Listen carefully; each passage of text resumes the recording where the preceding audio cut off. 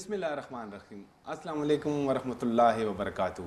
Pakistan lounge کی edition کے ساتھ میں ہوں آپ کو میزبان رفعت اللہ اورنگزئی۔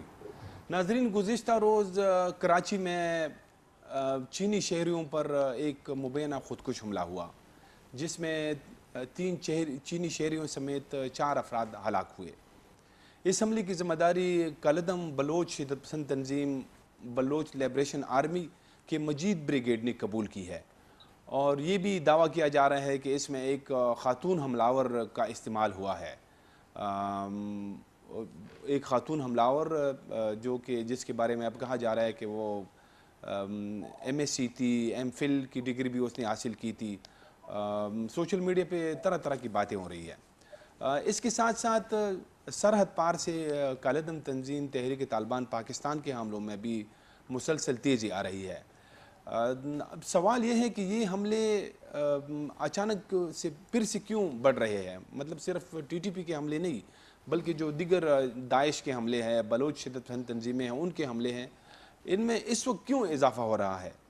کیا یہ جو ملک میں جاری عدم استحکام ہے، کالعدم تنظیمیں اس کا فائدہ اٹھا رہی ہیں یا کوئی اور وجہ ہے؟ آج اس پر ہم تفصیل سے گفتگو کریں گے۔ آج کے پروگرام میں ہم نے 2 مہمانوں کو دعوت دی ہے۔ یہاں اسٹوڈیو میں میرے ساتھ موجود ہیں جناب ڈاکٹر سید اختر علی شاہ صاحب، سابقہ سینئر بیوروکریٹ ہیں، کالعدم تنظیموں پر لکھتے رہے ہیں، یہ انگریزی اخبارات میں کالم بھی لکھتے ہیں۔ اس کے ہمارے ساتھ دوسرے مہمان اسلام آباد سے ہمیں بذریعہ زوم جوائن کر رہے ہیں جناب محمد عامر رانا صاحب۔ کسی تعارف کے محتاج نہیں، محمد عامر رانا صاحب مصنف ہے اور دفاعی امور کے سینئر تجزیہ نگار ہے۔ اس وقت ہمارے ساتھ اسلام آباد سے بذریعہ زوم موجود ہے۔ عامر صاحب، آپ کو پروگرام میں خوش آمدید کہتے ہیں۔ جی بہت شکریہ رفعت صاحب۔ عامر صاحب، جیسے میں نے ذکر کیا کہ کل وہ چینی شہریوں پہ حملہ ہوا کراچی میں، اس سے پہلے بھی چینی شہری نشانہ بنتے رہے ہیں۔ پاکستان میں جب چینی شہریوں پہ حملہ ہوتا ہے تو آپ چونکہ بلوچ شدت پسند تنظیموں پہ کافی لکھتے آئے ہیں، تو اس کا کیا مطلب ہوتا ہے؟ دیکھیے، یہ چینی شہریوں کے اوپر حملے کا سیدھا سادہ مطلب یہ ہے کہ کچھ قوتیں، نان اسٹیٹ ایکٹرز، ان کو پاکستان کا اور چائنا کے تعلقات پسند نہیں ہیں۔ ان کو ایسے لگتا ہے کہ یہ ان کا جو نیکسس ہے وہ پاکستان کی دفاعی قوت کا ایک بڑا سبب ہے، اور خاص طور کے اوپر سی پیک کے بعد تو یہ تصور مزید گہرا ہوا ہے کہ یہ جو 2 چین اور پاکستان کی کے جو معاشی اور سیاسی اور دفاعی جو تعلقات ہیں وہ پاکستان کی اس حیثیت کو اس ریجن میں مضبوط کرتے ہیں۔ تو یہ ایک تو سیدھا سادہ سا ہے۔ اگر آپ اس کو اسپیسیفکلی اگر بی ایل اے کے تناظر میں دیکھیں تو اس نے تو خاص طور کے اوپر صرف ایک پورا ایک الگ سے جو مجید بریگیڈ کے نام سے پورا ایک گروپ ہے وہ بنایا ہے جو چائنیز کو، سی پیک کو اور چائنیز مفادات کو ٹارگٹ کرنے کے لیے، اور ان کے اہداف اور ان کے مقاصد بہت کلیئر ہیں۔ وہ نہیں چاہتے کہ سی پیک بلوچستان میں اور پاکستان کے اندر وہ چلے، اور یہ پورا جو حملہ ہے یہ اس وقت ہوا ہے جب سی پیک کے حوالے سے دوبارہ سے ایک پرجوش طریقے سے اس کا نئی آنے والی حکومت میں اس کا آغاز کرنے کی کوشش کی ہے۔ تو ظاہر ہے کہ یہ اس کا پاکستان کے اوپر دباؤ بھی لائے گا، اور چائنا میں جو بہت سارے ایسے جو انویسٹرز ہیں جو چاہتے ہیں کہ جہاں جہاں پہ دنیا کھلی ہے، اور خاص طور کے اوپر پاکستان جیسے مالک، وہ چھوٹے لیول کے جو سرمایہ کار تیار بیٹھے تھے پاکستان آنے کے لیے یا ان کا ارادہ تھا، اس کے اوپر ایک دم سے یہ جو حملہ ہے اس کو دوبارہ سے متنفر کرنے کے برابر ہے، اور چائنا کے لیے خود یہ جسٹیفائی کرنا ان کی حکومت کے لیے مشکل ہو جائے گا کہ جو ان کی اتنی بڑی انویسٹمنٹ پاکستان کے اندر ہے تو اس میں پھر وہاں پہ ان کے شہری کیوں محفوظ نہیں ہے۔ ظاہر ہے کہ یہ پورا کا پورا دباؤ حکومت کے اوپر اور ہمارے سیکیورٹی کے اداروں کے اوپر آئے گا، اور یہی ظاہر ہے کہ دشمن کا مقصد ہے کہ پاکستان کی ہزیمت میں اور اس کے اوپر دباؤ کے اندر اضافہ ہو۔ عامر صاحب، آپ نے ابھی سی پیک کی بات بھی کی کہ یہ سی پیک سے کنیکٹڈ ہے، اور اس سے پہلے بھی باشا ڈیم کے اوپر ایک حملہ ہوا تھا، پھر جب وہ کچھ عرصے تک وہ چائنیز جو ہے نا وہ احتجاجاً کام بھی بند کیا تھا، تو اب دوبارہ سے جیسے آپ نے کہا بھی کہ اس حکومت نے جو ہے نا زور و شور سے سی پیک پہ کام شروع کرنے کا ایک عزم کا اظہار کیا ہے، تو اس سے اب کیا یہ جو حالیہ حملہ ہے اس سے کیا فرق پڑے گا سی پیک کے جو پروجیکٹس ہے اس پر؟ دیکھیے پروجیکٹس تو جو جاری ہیں ان کے اوپر تو کوئی فرق نہیں پڑے گا، لیکن یہ نئے پروجیکٹس کے شروع کرنے کے اندر ایک یہ بڑا مسئلہ پیدا کرے گا، اور جیسے میں نے کہا کہ سی پیک کے علاوہ بھی بہت ساری ایسی انویسٹمنٹ چائنا سے آنے کی توقع تھی، چائنا کے علاوہ بھی جو ہے باقی دنیا سے آنے کی توقع تھی، تو وہ اب رکے گی سیکیورٹی کے جہاں پہ حالات مختوش ہوں، اور خاص طور کے اوپر جب کراچی جیسے شہر میں جو پاکستان کا کمرشل ہب ہے تو وہاں پہ حملے ہوں، تو یہ ایک بہت ہی نیگیٹو میسج پوری دنیا کے اندر جاتا ہے۔ ابھی پاکستان ایک پورے سیاسی کرائسس سے گزرا ہے، اور اس کے بعد ایک دم سے یہ ساتھ سیکیورٹی کی صورتحال بھی خراب ہو رہی ہے، اور جب فورن نیشنلز کو پاکستان کے اندر ٹارگٹ کیا جاتا ہے تو یہ بہت ہی نیگیٹو میسج ہے انویسٹمنٹ کے لیے بھی، پاکستان کی ڈپلومیسی کے لیے بھی، پاکستان کے اپنے امیج کے لیے بھی یہ بہت ہی ایک برا اور بدشگون خبر ہے۔ عامر صاحب، یہ جو حملہ جس نے کیا ہے وہ ایک خاتون حملہ آور ہے، شہری بلوچ شاید اس کا نام ہے، اور آپ کو بھی آپ کی بھی علم میں ہوگا کہ اب تو جو بی ایل اے ہیں انہوں نے اپنے پریس ریلیز میں بھی اس کا ذکر کیا ہے، اس خاتون کی بڑی تصویریں بھی ٹویٹر کے اوپر شیئر ہو رہی ہیں، تو یعنی ایجوکیٹڈ خاتون تھی، اور اس کے گھر میں بھی ایسے کوئی ایسا ایشو نہیں تھا کہ جیسے اگر وہ لاپتہ ان کے خاندان سے کوئی لاپتہ ہوا ہے بھائی یا شوہر وغیرہ، وہ بھی نہیں ہے، سارے ان کے جو گھر والے ہیں زیادہ تر بیوروکریسی میں بھی ہے، تو یہ پھر یعنی ایک ایسی خاتون جو جیسے ایسے کوئی پرابلم بھی نہیں تھا، تو آپ اس کو کیسا دیکھ رہے ہیں کہ اتنا جو ہے نا وہ اقدام جیسے ایک تعلیم یافتہ خاتون نے کیا؟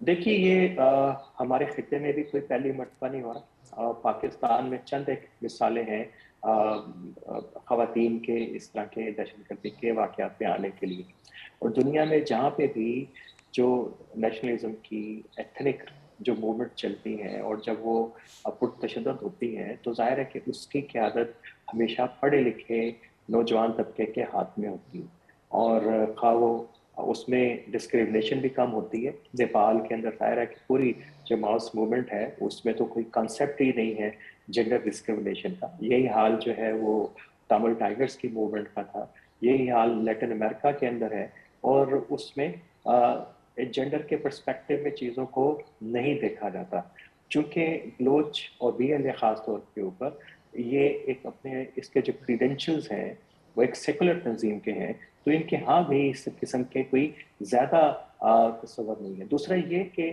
یہ جتنے بھی خواتین کا کردار ہے دہشت گردی میں پرتشدد تحریکوں کے اندر، یہ شروع سے ہی جو ہے وہ لیفٹ اور ایتھنک موومنٹس کے ساتھ ہی منسلک رہا ہے پوری دنیا میں، چونکہ ہماری یادداشت میں ابھی حالیہ 2-3 دہائیوں میں مذہبی تنظیمیں جو ہیں وہ دہشت گردی میں زیادہ شامل ہوئی ہیں، اور انہوں نے اس کے لیے وہی جو حربے باقی تنظیمیں استعمال کرتی تھی ان کے لیے مذہبی جسٹیفیکیشن لے کے آئے ہیں، تو ہمیں لگتا ہے کہ یہ شاید صرف مذہبی تنظیمیں ہی کرتی ہیں اور انہیں کا ہی یہ کوئی خاص طریقہ ہے، لیکن یہ جتنی بھی دہشت گردی کی پرتشدد تحریکوں کی تاریخ ہے اس میں یہ مخصوص نہیں ہے کسی نظریاتی گروہ سے، اس لیے اس میں پریشانی کی ایسی کوئی بڑی وجہ نہیں ہے۔ ہاں پریشانی کی وجہ یہ ہے جس کی طرف آپ نے اشارہ کیا کہ ایک نارمل خاتون ہے جو شادی شدہ ہے، اس کا ایک پورا ایک پس منظر ہے، پورے گھرانے کا علمی پس منظر ہے، تو وہ کیوں ہوئی؟ دیکھیے اس کے اندر جو پھر ہمیں دنیا کے اندر دیکھتے ہیں تو ہمیں پتہ چلتا ہے کہ کئی طرح کے رجحانات ہوتے ہیں، ایک تو نیریٹو چل رہا ہوتا ہے، اور جی ظاہر ہے کہ یہ بڑا اسٹرانگ نیریٹو ہے بلوچستان میں، اور بڑی زیادتیاں بھی ہوئی ہیں وہاں پہ، معاشی ناہمواریاں ہیں، مسنگ پرسنس کا ایشو ہے، ایک نیریٹو بنا ہے، تو اس میں बहुत सारे जो लोग इसमें शामिल होते हैं वो नैरेटिव के असर, और बहुत सारे लोग जो है एडवेंचर के तौर के ऊपर भी ऐसी तहरीकों के अंदर शामिल होते हैं, और उसमें, और उनके लिए ज़रूरी नहीं है कि उनके साथ ही कोई ज़ाती तौर के ऊपर ऐसा वाक़या पेश आया हो, उनके घर से कोई फर्द मिसिंग हुआ हो, उनके साथ ही कोई कोई ज़्यादती हुई हो। अगर ये सिर्फ तहरीकें इसी की मोहताज होती कि इंतकाम की बुनियाद के ऊपर ही तहरीकें चलती, तो ये कोई इतनी बड़े इंसर्जेंसी नहीं बन सकती थी, बड़ी तहरीकें नहीं बन सकती थी। तो इंस्पिरेशन के कई तरीके होते हैं, और ये एक तरीका जो है नैरेटिव के ज़रिए, अपने आर्गुमेंट के ज़रिए कन्विंस करने का है, एक जहल पूरी हवा बनती है, और उसके अंदर बहुत सारे लोग जो हैं उससे मुतासर होते हैं और अपने आप को मुख्तलिफ तंजीमों के लिए पेश करते हैं। एक और आपने शुरू में अपने इंट्रो के अंदर बात की कि पाकिस्तान में जो दहशतगर्दी बढ़ रही है, जी। बलूचिस्तान में भी और टीटीपी की भी, उसकी वजह क्या है? अगर मुझे 1 मिनट दें तो इसकी सिर्फ एक बुनियादी और बड़ी वजह है, वो है अफगानिस्तान में तालिबान का दोबारा से हुकूमत में आना। अच्छा। और आपको पता है कि टीटीपी के मामले के अंदर भी हमें वो सपोर्ट नहीं मिली तालिबान की तरफ से जिसकी पाकिस्तान को तवक्को थी, और ना ही तालिबान की तरफ से पाकिस्तान को सपोर्ट मिली है जो वहाँ पे डीएलए की क़यादत है, जो इनके कमांडर्स हैं, इनके कुछ ट्रेनिंग सेंटर्स हैं, वहाँ पे उनके खिलाफ उन्होंने कोई इकदाम किया है।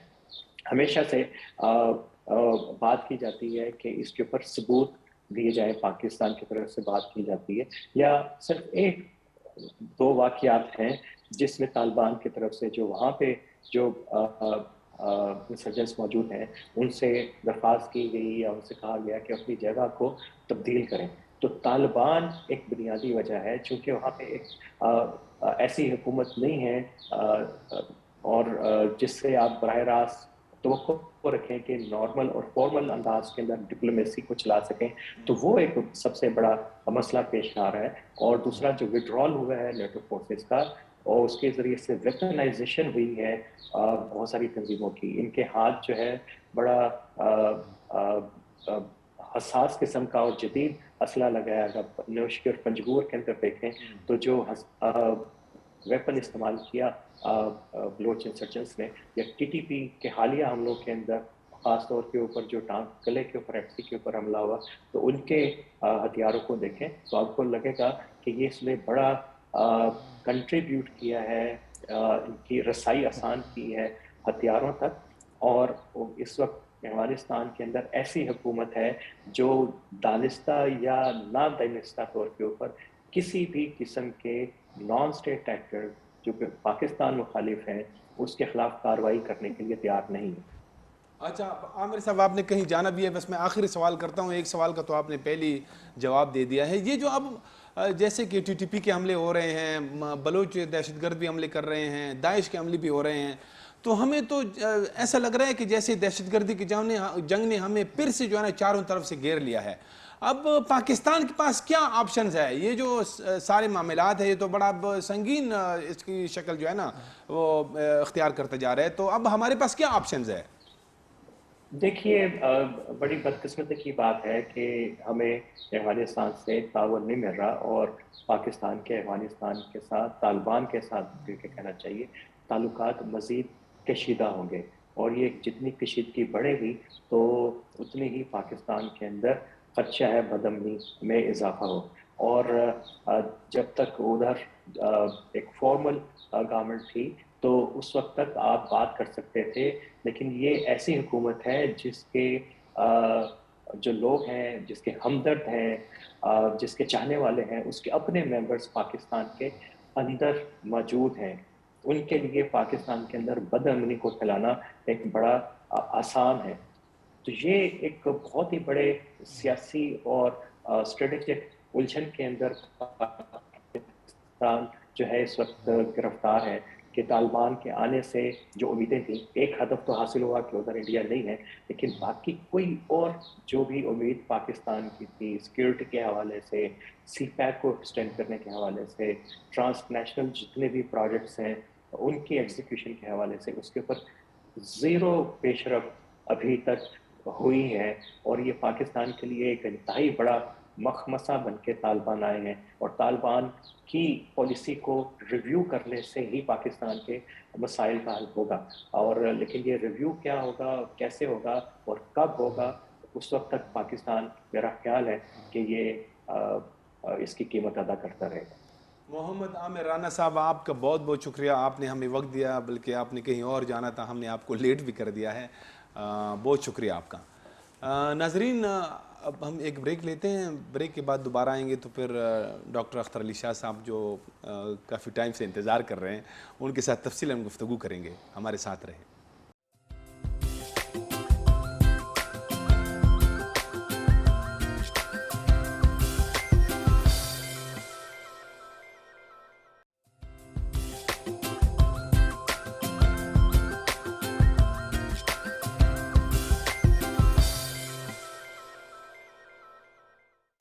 بریک کے بعد دوبارہ خوش آمدید.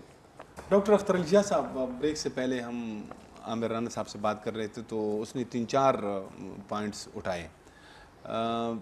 پہلے تو جو ہم باری باری اس پہ بات کرتے ہیں. پہلے تو جو کراچی میں کل اٹیک ہوا تو ظاہر ہے کہ یہ چائنیز شہری تھے، اور پہلے بھی جو چین کے شہری ہیں ان کے یہاں پہ جو وہ کام کرتے آئے ہیں، انجینئر وغیرہ، ان پہ پہلے بھی حملے ہوتے رہے. تو آپ کے خیال میں یہ جو جب چینی شہریوں پہ حملہ ہوتا ہے تو اس کا مطلب سی پیک کو ٹارگٹ کرنا ہوتا ہے؟ میں اس سلسلے میں یہ بات کروں گا، یہ اس کا ایک پہلو ہے سی پیک کے اٹیک. یہ کراچی میں بھی ہوا، دل بدید میں بھی ہوا، پھر یہاں داسو اور باشا جو ڈیم تھا ہمارے صوبے میں بھی آپ کو یاد ہوگا یہاں پر بھی ہوا. یہ اس کا ایک پہلو ہے. اچھا. لیکن جہاں تک بلوچ یہ پرابلم ہے ملیٹنسی کا، تو اگر آپ کا اس کا تجزیہ کرنا ہوگا، ایک اس کا تاریخی پس منظر ہے. یہ بھی جو شکل ہے بلوچ ریزسٹنس کی، جو ایکسٹریمسٹ ہم اس کو کہہ دیں گے، انتہا پسند، یہ اس کا بھی 5واں دور ہے. پہلا دور 1948 میں تھا، خان آف کلات اور اس کے بھائی نے. اور کلات خود کو ایک آزاد خود مختار ریاست سمجھتی تھی، صحیح. اور اس کو پھر آپ نے یہاں اینیکس کیا پاکستان میں، پاکستان کی فوجیں وہاں پر گئی. تو اس وقت بھی ایک ریزسٹنس ہوئی. پھر آپ کو یاد ہوگا سردار نوروز کا واقعہ، اس کے بیٹوں کو کیسے اس کے سامنے قتل کیا گیا، پھر سردار نوروز سے کیسے سلوک کیا گیا. اور پھر آپ یہ دیکھیں، اس کو کہا جاتا ہے یہ بلوچ لبریشن آرمی 2006 میں بنی. اس وقت تو سی پیک نہیں تھا. بالکل. تو یہ صرف سی پیک نہیں ہے. پھر آپ دیکھیں جو مجید ہے، مجید بریگیڈ یہ کر رہی ہے، اس کے نام سے یہ بالکل. جو اب مجید آپ دیکھیں کس وقت تھا، یہ کس کے نام سے؟ ایک سینئر مجید تھا جو کہ ذوالفقار علی بھٹو شہید، اس پہ ایک فیل اٹیک میں انوالو تھا. بالکل. اور پھر بعد میں اس کو ایک آپریشن میں مارا گیا. پھر ایک مجید جونیئر ہے، وہ بھی ایک آپریشن میں حملے میں مارا گیا. بالکل. پھر اسلم ہے، وہ افغانستان میں اگر آپ کو یاد ہو. پھر اس کا بیٹا رحیم، جی. تو اس وقت سی پیک تو نہیں تھے. تو اس وقت کیوں ہو رہے تھے؟ ابھی تو یہ حملے کے بعد اب میں سی پیک کی طرف آ رہا ہوں. وہ کیوں ہے کہ جب گوادر وہاں پر، جیسے اب کراچی کو لے لیں، کراچی ایک پورٹ سٹی ہے، وہاں پر جو سندھی ہے ابھی اقلیت میں بدل گئے ہیں، کیونکہ وہاں پر پشتون، اردو سپیکنگ اور دوسرے قوموں کے لوگ اتنے زیادہ ہو گئے کہ اب تو اسی طرح سے جو بلوچ ہے وہ یہ اب سمجھ رہا ہے اور اس کے ذہن میں یہ بات بیٹھ گئی ہے. اب یہ وہی فینومینا ہے گلوبلائزیشن ورسز نیشنلزم. جی. تو وہ یہ سمجھ رہا ہے کہ اگر یہاں پر ڈیولپمنٹ ہوگی گوادر میں، اس کے بلوچ کے دوسرے علاقوں میں، تو لا محالہ جب اکنامک ڈیولپمنٹ ہوگی، سی پورٹ ہے تو باہر سے لوگ آئیں گے، اور جتنی زیادہ ڈیولپمنٹ ہوگی باہر کے لوگ اتنے زیادہ آئیں گے. تو ادوی حساب سے تو بلوچ بہت کم ہے. وہ پہلے ہی آپ کو اگر وہاں پر بلوچ اور پشتون کا بھی ایک کنفلکٹ ہے. بالکل. پھر خاص کر جب افغانستان سے لوگ آئے پشتون تو اور زیادہ ہو گئے، تو وہاں پر ایک یہ کنفلکٹ. ابھی یہ تیسرا کنفلکٹ ان کے ساتھ، تو وہ یہ سمجھ رہے ہیں کہ وہ ان کی جو قومی شناخت ہے وہ اپنی زمین پہ ہی وہ ختم ہو جائے گی. تو یہ ایک جو اس کی ریزسٹنس ہو رہی ہے اس کے پیچھے یہ ایک بہت بڑا عوامل میں سے ایک یہ بہت بڑا عمل ہے. اچھا. جی ہاں. اچھا ڈاکٹر صاحب، یہ جیسے میں نے ذکر بھی کیا کہ جو حملہ کیا ہے وہ ایک خاتون ہے، اور اس کے بارے میں اب سوشل میڈیا پہ کافی سارے باتیں ہو رہی ہیں، اس کی تصویریں بھی آ رہی ہیں. 2 بچوں کی ماں تھی.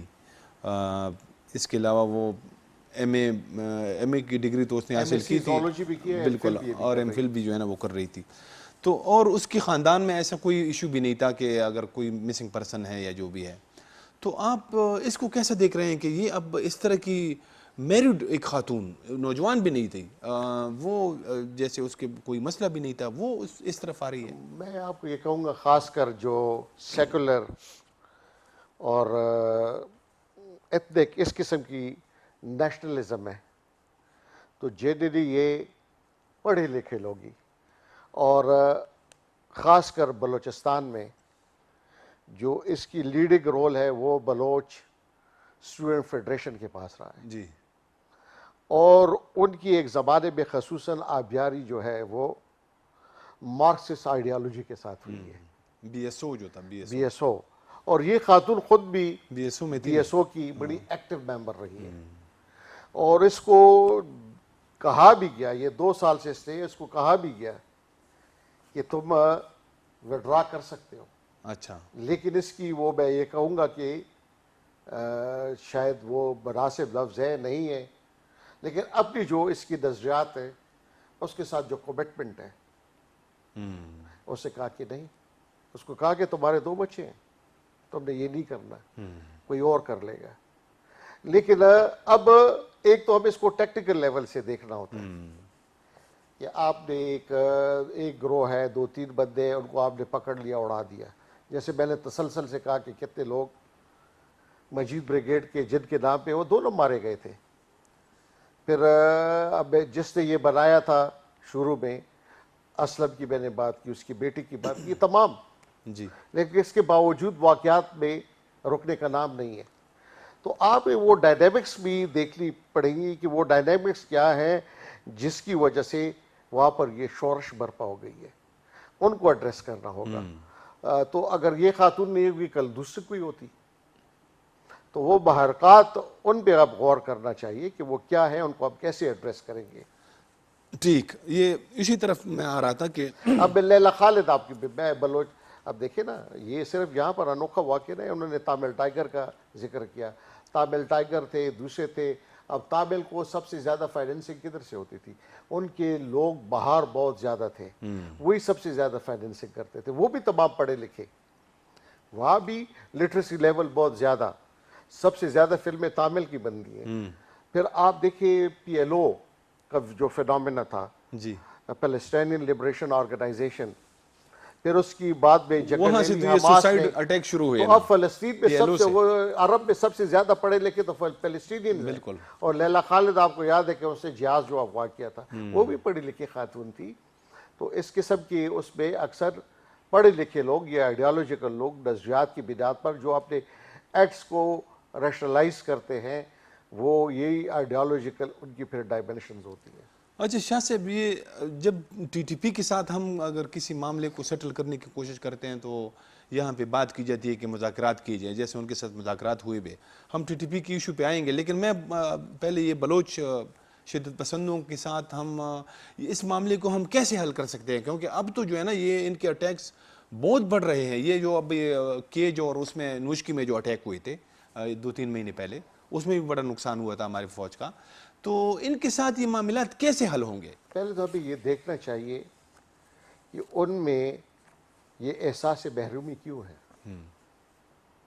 وہ کیا باتیں ہیں ایسے. پہلے آپ جب تجزیہ کرتے ہیں، آپ ایک حکمت عملی بناتے ہیں، ایک اسٹریٹجی جس کو ہم کہتے ہیں، تو وہ اس کے 3-4 حصے ہوتے ہیں. پہلے تو یہ دیکھنا پڑتا ہے کہ میں کدھر کھڑا ہوں، میں کیوں کھڑا ہوں، میں نے کدھر جانا ہے اور کیسے جانا ہے. یہ 4 اس کے بڑے اہم جز ہیں. اور بیس لائن آپ نے دیکھی ہوتی ہے، اور آپ کو حقیقت کو تسلیم کرنا پڑتا ہے. حقیقت سے آپ نے پہلو تہی نہیں کرنی پڑتی. پہلے تو آپ کو یہ ماننا پڑتا ہے کہ یہ میرا مسئلہ ہے اندرونی. ہم کیا کرتے ہیں، ہم ماننے پہ تیار نہیں ہوتے. ہم اکثر کوئی بیرونی حال ڈھونڈ رہے ہوتے ہیں. پہلے تو جب آپ کی اندرونی مسئلہ ہوگا تو بیرونی ہاتھ آئے گا. اگر مسئلہ ہے تو پہلے تو ہمیں یہ دیکھنا چاہیے کہ وہ کیا چاہتے ہیں. قومی شناخت، اپنی شناخت، سب سے بڑا ان کا مسئلہ شناخت کا مسئلہ ہے، ان کی کلچر کا مسئلہ ہے، ان کی زبان کا مسئلہ ہے، ان کی قومی وسائل جو ہیں ان کا مسئلہ ہے، ان کے روزگار کا مسئلہ ہے. یہ تمام وہ ایشوز ہیں جن کو ہمیں پرکھنا ہے. پھر ان کی جو جینوئن لیڈرشپ ہے، آپ نے مصنوعی لیڈرز کو کاریڈورز آف پاور میں لے آئے اہم سوال، بہت اہم پوائنٹ ہے یہ. بالکل. تو وہ آپ تو یہ سمجھتے تھے کہ شاید یہ لوگ ہمیں ڈیلیور کر دیں گے، لیکن وہ ناکام رہے ہیں. وہ ان کے لیڈرز ایکچول لیڈرز نہیں ہیں، وہ تو موقع پرست ہیں. کاریڈورز وہ وقت کے ساتھ بدلتے رہتے ہیں، ان کو وہ تسلیم نہیں کرتے. تو یہ دیکھیں وہ ایک خودکش حملہ وہ کون سا بینگل تھا، اس کے گھر بھی ہوا تھا. بالکل. اسی بلوچ لیبریشن آرمی نے کیا تھا. ابھی آپ نے کون سی مفتی کو لیا ہوا ہے، پہلے اس کے ساتھ تھا، ابھی ان کے ساتھ ہے. تو وہ اس کو تو اپنا باپ نے بھی تسلیم کیا تھا، اس نے تو کسی اور کو مفتی اس کی دی تھی. تو آپ نے یہ ان چیزوں کو صحیح طریقے سے ایڈریس کرنا ہے. یہاں پر تو یہ کہ اگر آپ سچی بات کرتے ہو، ٹھیک بات کرتے ہو، اس کے انالیسس کرتے ہو، پھر لوگ ناراض ہو جاتے ہیں. وہ انڈیپینڈنٹ ویوز کو لیتے نہیں ہیں، اور اس لیے پھر خرابی وہ پانی سر سے گزر چکا ہوتا ہے، پھر اس کا علاج کرنا بڑا مشکل ہوتا ہے. تو اب تو یہ ہے کہ آپ نے یہ دیکھنا ہے کہ جو لوگ پہاڑوں پہ گئے ہیں یا باہر ہیں، ان کو آپ مین سٹریم میں کیسے لائیں گے. تو تب یہ مسئلے حل ہوں گے. اسے مین سٹریم میں یہ مسئلہ نہیں حل ہوگا کہ آپ وہ کسی مصنوعی لیڈر کو لے آئیں جو کہ ہارڈلی اگر انڈیپینڈنٹ الیکشن ہو تو 400 ووٹ بھی نہیں لے گا. اچھا شاہ صاحب، یہ جو بلوچستان میں یہ بات کی جاتی ہے کہ وہاں پہ جو ہمارا پڑوسی ملک ہے انڈیا، اس کا بڑا جو ہے نا وہ اس کی مداخلت ہے، وہ دہشت گرد تنظیموں کو وہ جو ہے نا سپورٹ بھی کرتا ہے فائنینشلی. آپ اس بارے میں کیا کہتے ہیں؟ میں یہ کہوں گا کہ ایک وقت وہ تھا جب وہاں پر اشرف غنی تھے، دوسری حکومتیں تھیں، تو ان کی ہندوستان کے ساتھ اسٹریٹجک الائنس بھی ہوئی. اور آل الانگ ہمارا یہاں پر حکومت کا نقطہ نظر یہ رہا، اور فیسیلیٹیٹ بھی اسی لیے طالبان کو کیا گیا کہ ان کے آنے سے پاکستان کی سیکیورٹی جو ہے وہ بہتر جو ہے نیشنل سیکیورٹی کے حوالے سے. اور وہاں پر جو ہندوستان کا اثر رسوخ ہے، بہت سے یہاں پر کونسلیٹس کی باتیں کی جاتی تھی کہ ان کونسلیٹ کے ذریعے پراکسی، ہم تحریک طالبان کو تو ان کی پراکسی کہتے تھے، لیکن اب تو وہاں پر اشرف غنی کی حکومت نہیں، اب تو طالبان کی حکومت ہے. لیکن اب بھی صورتحال میں مجھے کوئی خاص تبدیلی نہیں نظر آئی. اب تو بہت خراب ہو گئی، اس پہ ہم آئیں گے بھی.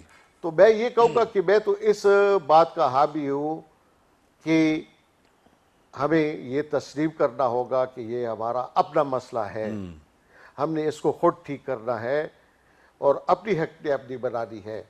جب اپنی حکمت عملی ہماری ٹھیک ہوگی تو پھر بیرونی ہاتھ کو بھی ہم کاٹ سکتے ہیں. صحیح. ناظرین، اب ہم یہ جو اس کے ساتھ ساتھ دوسرا ایشو یعنی یہ بھی اس کے ساتھ کنیکٹڈ ہے کہ جو کلدن تنظیم تحریک طالبان پاکستان ہے، ان کے حملے تسلسل کے ساتھ بڑھ رہے ہیں.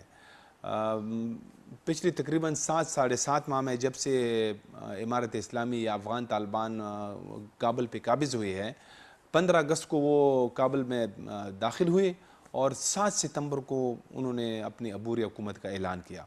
اس کے بعد سے پاکستان میں ہم نے دیکھا ہے کہ جو TTP ہے ان کے حملے تیزی سے بڑھ رہے ہیں. یہ تقریباً جو 7-7.5 ماہ میں ٹی ٹی پی کے جو اپنے اعداد و شمار ہے جو وہ دعویٰ کرتے ہیں کہ انہوں نے ان 7 ساڑھے 7 ماہ میں کوئی 250 کے قریب حملے جو ہے وہ کیے ہیں، اور جس میں 200 سے زائد افراد جو ہے وہ اس میں شہید ہوئے ہیں، جس میں ایک بڑی تعداد ہمارے سیکیورٹی اہلکاروں کی ہے۔ تو اس کے ساتھ ساتھ جو داعش ہے اس کے حملے بھی تیزی سے پاکستان میں بڑھ رہے ہیں، بلکہ جو ابھی ایک غیر سرکاری تنظیم ہے ان کی رپورٹ آئی ہے کہ تقریباً گزشتہ 3 ماہ میں پشاور جو ہے سب سے بڑا وہ حملوں کا مرکز بن رہا ہے، 57 کے قریب لوگ جو ہے وہ ہلاک ہوئے ہیں ان 3 مہینوں میں۔ تو یہ ہم کس طرف جا رہے ہیں؟ کیا ہم دہشت گردی نے ہمیں پھر سے گھیر لیا ہے؟ وہ بالکل جو ایک باقاعدہ ریگولر جنگ جسے کہا جاتا ہے، جو آج سے تقریباً کوئی ہم نے 7 8 9 10 سال پہلے یہاں پہ جو لڑی، پھر بڑے آپریشن ہوئے، تو کیا اب وہ پھر سے جو ہے نا ان آپریشنوں کی دوبارہ ضرورت پیش آئی ہے، حالات اس طرف چل رہے ہیں، یا یہ کیا بننے جا رہا ہے؟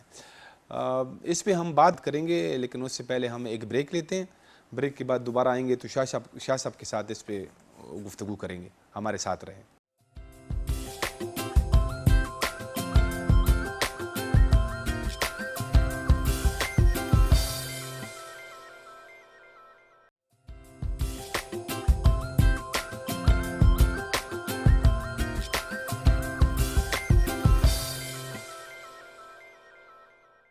بریک کے بعد دوبارہ خوش آمدید۔ شاہ صاحب، ٹی ٹی پی کا جیسے میں نے ایک پورا ایک تفصیل بھی بیان کی، تقریباً کوئی 7 ساڑھے 7 ماہ میں جب سے افغان طالبان وہاں افغانستان میں آئے ہیں تو ان کے حملے یہاں پہ تیزی سے بڑھ رہے ہیں۔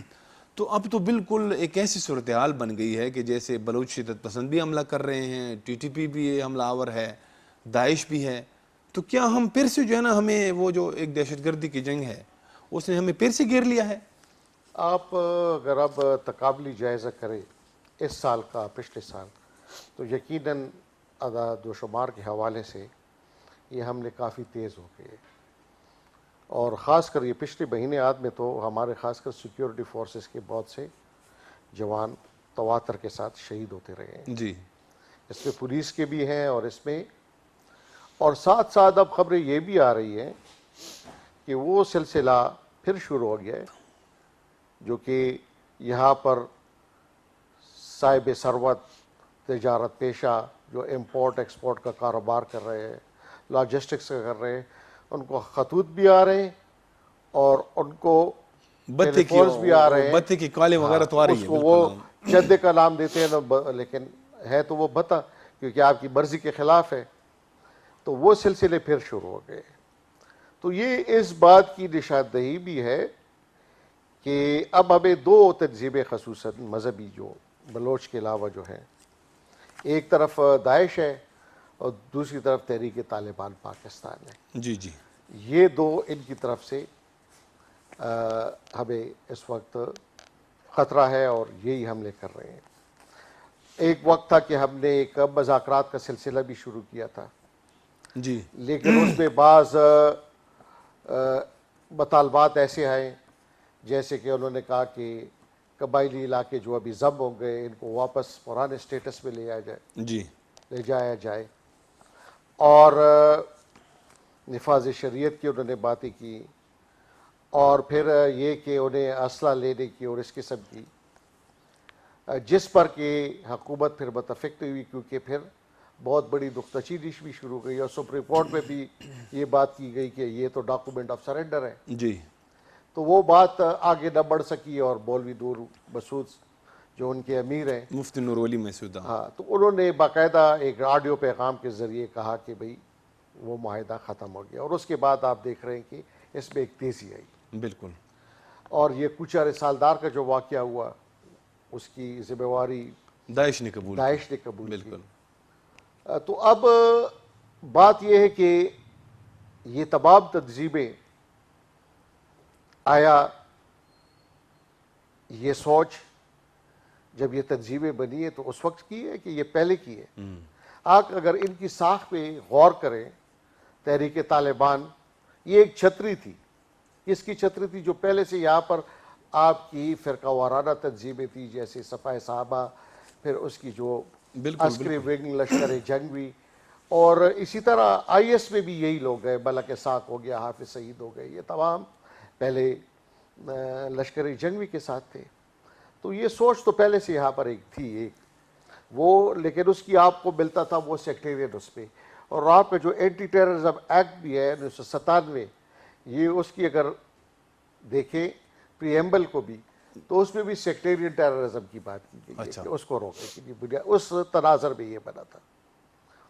تو اب بات یہ ہے کہ یہ اس بات کی نشاندہی بھی ہے جو یہ حملے ہو رہے ہیں کہ ان کو محفوظ پناہ گاہیں حاصل ہیں جہاں پر وہ، اور وہاں پر بھی حاصل ہے، اور آپ کو ان کو پھر اس معاشرے کے اندر ہمارے بھی کافی سپیس ملا ہوا ہے کہ وہ ریکروٹمنٹ بھی کر رہے ہیں، اپنا لٹریچر بھی تقسیم کر رہے ہیں. ان کے سیل ہیں جن کے ساتھ ان کے کانٹیکٹس رہتے ہیں، کیونکہ اگر ایک ٹارگٹ پہ جانا ہے تو کوئی تو ان کی نشاندہی کرتا ہے نا اس جی کو. کہیں تو وہ ٹھہرتا ہوگا یہاں پر، تب وہ اپنے ہدف کے پاس پہنچتا ہے.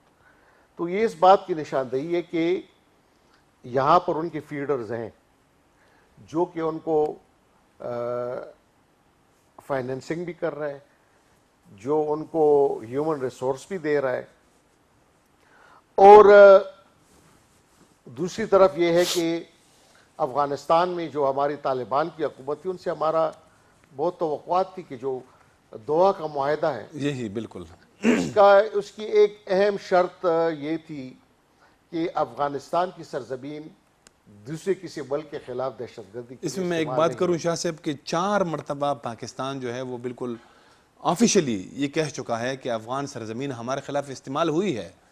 تو اب یہ تو میں یہ کہتا ہوں کہ اس کا تو ایک یہ ہے کہ بائی لیٹرل آپ نے کیا، ان کو بلایا اور آپ نے. دوسرا یہ چونکہ یہ ایک بین الاقوامی معاہدہ بھی ہے اور یہ گارنٹیز دی گئی ہیں، جی اور تو اس کو آپ کو میرے خیال میں انٹرنیشنل سطح پہ بھی اس کو لے جانا چاہیے کہ آپ نے امریکہ کے ساتھ کی بھی آپ نے معاہدہ کیا تھا، اس پہ آپ کے دستخط ہوئے ہیں، اور اس کے ساتھ کوئی الیکشنز بھی لگے تھے جن کو آشکارا نہیں کیا گیا. تو وہ الیکشن کیا تھے؟ اس پہ تو کاؤنٹر ٹیررزم آپریشن کی بھی اجازت دی گئی ہے جہاں تک اچھا. میری معلومات ہے. اگر وہ زمین وہاں پر ہوگی تو امریکہ کو اور ان کے اتحادیوں کو کاؤنٹر ٹیررزم آپریشن کی بھی اجازت ہے. اچھا تو اگر وہ ایک سرزمین استعمال ہو رہی ہے کسی بھی ملک کے خلاف، تو وہ آپ وہ لوگ بین الاقوامی قوانین کی بھی خلاف ورزی کر رہے ہیں. بالکل. تو یہ ایک بین الاقوامی ایشو بھی ہے. ایک تو طالبان کی حکومت کو کسی نے تسلیم بھی ابھی نہیں کیا ہے، تو ان کی تو خیر ایسے ایک لحاظ سے کوئی انٹرنیشنل وہ انگیجمنٹ نہیں ہے، ایسے پرائیویٹلی لوگوں سے ملتے لیکن ہیں. وہاں آپ بھی دیکھیں نا، ہماری ایمبیسیز ہیں، ڈپلومیٹک ایمبیسی وہ تو باہر ہے، کی ممالک کی بالکل ہیں. ہے. تو یہ طالبان کے لیے بھی لمحہ فکر رہا ہے کہ وہ اپنے عمل سے یہ ثابت کرے کہ انہوں نے جو یہ بین الاقوامی معاہدہ کیا ہوا ہے وہ اس پہ عمل درآمد کر سکتے ہیں، یا یہ پھر وہی پرانے دور جو جس وقت مولا عمر صاحب یہاں پر تھے اور ان کی حکومت تھی، وہاں پر کیوں یہ مداخلت ہوئی، امریکہ کیوں آیا؟ کیونکہ طالبان اس وقت وہ کہتے تھے کہ ہم مجبور ہیں. جب القاعدہ دنیا میں آپریٹ کر رہا تھا تو وہ زمین استعمال ہو رہی تھی، طالبان تو خود نہیں کر رہے تھے، لیکن وہاں پر پھر امریکہ اور بین الاقوامی یو این سیکیورٹی کونسل کے ریزولوشن کے نیچے آئے. تو پھر اگر یہی حالات رہیں گے تو کل کو پھر کوئی ایسی چیز ہو سکتی ہے. ان سے ایک تو یہ ہے کہ جو امارت اسلامی ہے ان کا پوری دنیا میں ان کی جو حکومت تسلیم کیے جانے کی جو ان کی کوششیں ہیں اس کو بھی ایک بہت بڑا دھچکا لگ گیا ہے. ایسے یقیناً کیونکہ اب اگر یہ پاکستان جیسا ملک جو کہ ان کا بہت بڑا دوست ملک ہے، ساری دنیا میں ہم ان کی وکالت کرتے آئے ہیں، اگر وہ اپنے ہاتھ سے پاکستان میں دراندازی نہیں بند کر سکتے ہیں تو پھر وہ روس، چین اور یہ جو ایران ہے، باقی وسطی ایشیائی ممالک ہے، وہ پھر کس کی مولی ہے؟ وہ تو پھر یہ کہیں گے کہ یار جب اگر پاکستان میں یہ ہو سکتا ہے تو ہم پھر کیا مطلب تو ہے. اس وقت وہ ایک آبزرویشن لسٹ پہ ہے. جیسے کہ ایک سرکاری ملازم جب ہوتے ہیں تو اس کو پروبیشن پہ رکھتے ہیں، جی. دیکھتے ہیں کہ یہ کام ٹھیک کر رہا ہے یا نہیں کر رہا. تو اس وقت اس معاہدے کے بعد ان کی بھی یہی صورتحال ہے. تو انہوں نے اپنے عمل سے اب ثابت کرنا ہے کہ وہ ایک ذمہ وار حکومت ہے، ایک ذمہ وار ریاست ہے، جس کی سرزمین اس قسم کے کاموں کے لیے استعمال نہیں ہوتی. ٹھیک ہے، پاکستان کے اندر بھی دہشت گردی ہو رہی ہے، اور لیکن پاکستان پھر ریاستی ادارے اس کے خلاف عمل بھی کرتے ہیں، کام بھی کرتے ہیں. تو انہوں نے کم از کم یہ ثابت کرنا ہے کہ انہوں نے کوئی آپریشن کیا، کوئی وہ ان کے خلاف مؤثر قدم اٹھایا، ان کو کسی حد تک محدود کیا، تو تب کوئی بات بنے گی. لیکن اب تو بالکل انہوں نے یہ یہاں تک اس حد تک کہا تھا کہ جی ہم آپ کو فیسیلیٹیٹ کریں گے مذاکرات کے لیے، باقی ہم خیر خیریت ہے. اچھا شاہ صاحب، اب یہ بتائیں کہ مطلب اب آپشن کیا ہے؟ یعنی کیا یہ تو کوئی طریقہ نہیں ہے نا کہ اب اگر حالات ایسے بنے کہ پاکستان نے وہاں پہ جا کے جو ہے نا وہ سرحد پار بمباری بھی کی خوست میں، اور جو کنڑ کا علاقہ ہے وہاں پہ کچھ ڈرون کا بھی استعمال ہوا ہے، کچھ جیٹ طیارے بھی وہ بھی گئے ہیں، انہوں نے بھی کی ہے بامبنگ. تو اب کیا اس سے تو مطلب آنے والا منظرنامہ آپ کو اب کیسا لگ رہا ہے؟ میں تو یہ کہوں گا کہ ایک واضح بات، ایک واضح میسج انٹرنیشنل لاء میں ایک ہارڈ پرسوٹ کی بات کی جاتی ہے. اچھا. کہ اگر آپ کا ایک مجرم ہے، وہ آپ کے علاقے میں واردات کرتا ہے اور پھر وہ بھاگ کر دوسری طرف جا رہے ہیں، تو آیا آپ اس کے پیچھے دوسرے علاقے میں جا سکتے ہو یا نہیں جا سکتے؟ تو اس کو ہارڈ پرسوٹ کہتے ہیں. تو بعض انٹرنیشنل لاء میں یہ بھی ہے کہ آپ پھر دوسرے علاقے میں اپنے دشمن کو مارنے کے لیے جا سکتے ہو. اور سب سے بڑی بات یہ ہے کہ جو آپ کی ریاست میں ایک اہم چیز آپ کی ساورینٹی ہے، آپ کی سیکیورٹی ہے. تو اگر آپ کی ساورینٹی اور آپ کی سیکیورٹی پر حملے ہو رہے ہوں کسی بھی جگہ سے، کسی بھی زمین سے، تو پھر تو وہ ریاستیں اپنی سیکیورٹی کو محفوظ کرنے کے لیے، اپنی ساورینٹی کو محفوظ کرنے کے لیے پھر اسی علاقے میں جنگ کے لیے بھی جا سکتی ہیں. اور یہ تاریخ آپ کے سامنے ہے کہ جنگیں پھر ہوئی بھی ہیں. آپ موجودہ حالات میں امریکہ کیوں عراق میں آیا؟ غلط ہے یا ٹھیک، وہ ایک علیحدہ بات ہے، لیکن عراق میں کیوں آیا؟ اس لیے آیا کہ وہ ان کے خیال میں وہ زمین ان کے جو اسٹریٹجک انٹرسٹ ہیں، وائٹل نیشنل انٹرسٹ ہے، قومی مفادات ہیں، اس کے خلاف استعمال ہو رہی ہے.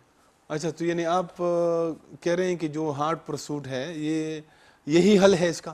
وہ یہ کہتے ہیں، وہ بہت پرانا کہ تنگ آمد بجنگ آمد. آپ مجھے بتائیں کہ جب آپ کے عوام یہاں پر، آپ کے لوگ، ان کی زندگی محفوظ نہ ہو، ریاست کا سب سے بڑا کام کیا ہے؟ کہ آپ کی جان و مال کی تحفظ کرے. پھر اگر آپ کی اس وجہ سے اکنامک لائف، آپ کی معاشی زندگی وہ متاثر ہو رہی ہے، جب معاشی زندگی متاثر ہوگی تو آپ کے بچوں کی، آپ کے لوگوں کی، شہریوں کی خوشحالی متاثر ہوگی. تو ریاست تو بنیادی طور پر یہ 3-4 کام ہیں ان کے. تو آپ نے تو کوئی اس کے لیے پھر قدم اٹھانا ہوگا. تو یہ پھر واضح الفاظ میں یہ باتیں کرنی چاہیے کہ آخر کب تک ہم اور ہمارے عوام صبر کریں گے. ویسے اس پہ جو ہے نا، جیسے ایک توقع کی جا رہی تھی کہ جو امارت اسلامی ہے وہ اس پہ بڑا جو ہے نا سخت قسم کا صرف ریزسٹنس دیں گے، وہ اس پہ ریئیکشن دیں گے، لیکن وہ ریئیکشن اس طرح کا ہمیں نظر نہیں آیا. تو کچھ لوگ یہ بھی کہتے ہیں کہ شاید جو ہے نا وہ پہلے سے ان کو بتا دیا گیا تھا، کیونکہ اب یہ ناگزیر ہو گیا تھا یہاں پہ جس طرح کے عملے ہو رہے تھے، جس طرح مطلب یہاں پہ ہمارے سیکورٹی اہلکار شہید ہو رہے ہیں، پولیس والے. تو اب جو ہے نا مطلب ان کو بھی اس چیز کا شاید احساس تھا کہ یار یہ تو واقعی جو ہے نا ٹھیک نہیں ہو رہا. تو آپ کیا سمجھتے ہیں، کیا یہ ایسا کوئی مطلب ہوا تھا، کوئی کمیونیکیشن، یا آپ اس کا امکان ہوتا ہے ویسے عام طور پہ؟ آپ یہ اگر وہاں سے حملہ ہو اور یہاں سے حملہ ہو اس کی بات کر رہے ہیں؟ جی جی جو خوست میں ہوا، بالکل. یعنی بعض یہ میں کہہ الزام رہا ہوں کہ اس لگایا پہ گیا، پھر وہ سفیر کو بلایا ان پہ گیا، افغان وہ طالبان نے اتنا زیادہ اس قسم کا ریئیکشن نہیں دیا جس طرح مطلب توقع کی جا رہی تھی. وہ تو ان کے ڈیفنس منسٹر نے ابھی، جو مولا عمر صاحب کے بیٹے ہیں میرے خیال میں، وہ کئی دنوں انہوں کے نے بعد تو اس ایک نے بات کی ہے. دبے الفاظ میں بات کی ہے. ان کی بھی مجبوری ہوگی، وہ اپنے لوگوں کے لیے اس قسم کے بیان دیں گے، لیکن ان کو بھی پتہ ہے کہ ان کی اپنی کیا کمزوریاں ہیں، اس وقت کس سٹیٹ میں ہیں، اور وہ کیا کر سکتے ہیں کیا نہیں کر سکتے ہیں. لیکن ان کو خود عملی اقدامات اٹھانے ہوں گے کہ ان کی سرزمین اس قسم کے حملوں کے لیے استعمال نہ ہو، جی تاکہ کوئی جواز پھر پیدا ہو. وہ جواز نہ پیدا ہونے دے. ہر انگریزی میں کہتے ہیں کہ ہر کاز کا ایک ایفیکٹ ہوتا ہے، ایفیکٹ کا کوئی کاز ہوتا ہے. تو اگر کاز نہیں ہوگا تو ایفیکٹ نہیں ہوگا، تو وہ اس کاز کو ختم کریں جس کی وجہ سے ایفیکٹ پیدا ہوتا ہے. لیکن وہ اب حالات ایسے ہیں نا کہ اب ٹی ٹی پی جو ہے نا اس کے خلاف تو وہ کوئی کارروائی نہیں کر سکتے ہیں، ظاہر ہے وہ آپ بھی جانتے ہیں میں بھی جانتا ہوں. تو اس کے لیے میرے خیال میں ابھی بنیادی بات تو یہ جیسے آپ نے کہا کہ وہ انٹرنیشنلی، لیکن یہ ہو سکتا ہے کہ وہ پاکستان اور افغانستان آپس میں کوئی اس قسم کا معاہدہ کریں اسٹریٹیجک، کہ وہ وہاں پر اگر وہاں پر اس قسم کی چیز ہے تو کوئی جوائنٹ آپریشن کی بات ہو، اچھا پھر انٹیلیجنس شیئرنگ کی بات ہو، تو تب یہ اس کا بداوا ہو سکتا ہے. مطلب میں اب میرا جو پوائنٹ تھا نا وہ یہ کہ جیسے ٹی ٹی پی کے خلاف وہ کارروائی نہیں کر سکتے ہیں، تو ٹی ٹی پی کا جو ایک ایجنڈا ہے کہ وہ جیسے امارت اسلامی کی تھا کہ وہ افغانستان جو ہے نا وہاں پہ ایک شرعی نظام آ جائیں، ایک ان کی اپنی حکومت ہو جیسے ابھی آ گئی ہے. تو اس طرح یہ نا جو ٹی ٹی پی ہے ان کا اب وہ تو ظاہر ہے اپنے اس میں ویڈیوز میں بات یہ ہے کہ اگر افغانستان کہتے ہیں کہ وہ جس طرح انصاف کے لیے کہتے ہیں کہ انصاف صرف نظر نہ آئے بلکہ نظر بھی آنا چاہیے، بالکل انصاف صرف نہ ہو بلکہ نظر بھی آنا ہے. تو اسی طریقے سے وہ صرف زبانی جمع خرچ نہ کرے بلکہ وہ نظر آئے کہ وہ کچھ کر رہے ہیں. اگر نہیں ہوگا تو پھر جو مختلف لوگ تجزیے کر رہے تھے وہ کر رہے ہیں کہ تحریک طالبان پاکستان اور تحریک طالبان افغانستان یہ سکے کے ایک ہی سکے کے دو رخ ہے. تو یہ ایک ہی چیز ہے. پھر وہ اس بات کو ایک تقویت بھی ملے گی بلکہ وہ بات ثابت ہو جائے گی کہ ان دونوں میں کوئی فرق نہیں ہے. تو جہاں تک اب آپ شریعت کی بات کر رہے ہیں تو بات یہ کہ شریعت تو سن 47 سے جب سے پاکستان بنا ہوا ہے، بلکہ پاکستان سے پہلے بھی آپ کو یاد ہے کہ آپ شریعت کی تحریک خلافت بھی چلی، ریشمی رومال تحریک بھی ہے، اس قسم کی تمام. اور آپ کا جو آبجیکٹو ریزولوشن ہے وہ پاس ہوا، پھر وہ اب تو آئین کا ایک حصہ بن گیا ہے جس میں شریعت اور کہ اقتدار اعلیٰ جو ہے وہ اللہ کے پاس ہے اور نمائندوں کے پاس یہ ایک امانت ہے. اور اس میں پرنسپلز آف پالیسی میں بھی تمام باتیں ہیں. یہاں پر جمعیت علماء اسلام ہے، جماعت اسلامی ہے، کون سی جماعت ہے جو اسلامی شریعت کی بات نہیں کر رہی. بات صرف فرق یہ ہے کہ افغانستان اور پاکستان میں فرق یہ ہے کہ وہاں پر پہلے سور انقلاب آیا اور سوویت یونین آیا تو ایک آواز یہ آیا کہ بیرونی مداخلت ہوئی ہے، دوسری قوت آئی ہے بیرونی، تو اس کے خلاف جہاد. پھر طالبان کی حکومت آئی تو امریکہ آیا تو پھر آواز تھی کہ جی یہ تو بیرونی قوت کے خلاف. ہمارے پاس وقت کی کمی ہے جی تو آپ مختصراً بتائیں. میں یہی کہہ رہا ہوں نا کہ وہاں اس میں یہ فرق ہے کہ وہاں پر وہ کہہ رہے تھے بیرونی، پاکستان میں تو کوئی بیرونی قوت نہیں آئی. جی یا تو ایک سیاسی نظام ہے اور سیاسی مذہبی جماعتیں الیکشن میں حصہ لے رہی، وہ اپنا منشور پیش کرتی ہے. بالکل. جب عوام ان کو ووٹ دے دیں گے تو وہ، اور اب بھی آپ کے جتنے بھی ہمارے قوانین ہیں، آئلی قوانین ہیں، چاہے وہ ہمارے فوجداری قوانین ہیں، وہ تمام اسلامی ہیں، شرعی ہیں. سید ڈاکٹر اختر علی شاہ صاحب آپ کا بہت بہت شکریہ. عامر رانا صاحب کا بھی بہت شکریہ، انہوں نے ہمیں اسلام آباد سے وہ جوائن کیا تھا. ناظرین آخر میں ڈاکٹر صاحب نے جو بات کی کہ جو ٹی ٹی پی کا معاملہ ہے یہ اگر ہمیں اسے خود ہی حل کرنا ہے، ہمیں کسی اور پہ جو ہے نا وہ ڈپینڈ نہیں کرنا چاہیے، تکیہ نہیں کرنا چاہیے. جب تک ہم خود اس کا حل تلاش نہیں کریں گے تب تک یہ مسئلہ جو ہے نا وہ اس کا حل نکالنا بہت مشکل ہے۔ اس کے ساتھ ہی پروگرام کا وقت اب ختم ہو جاتا ہے، اجازت دیجیے، خدا حافظ۔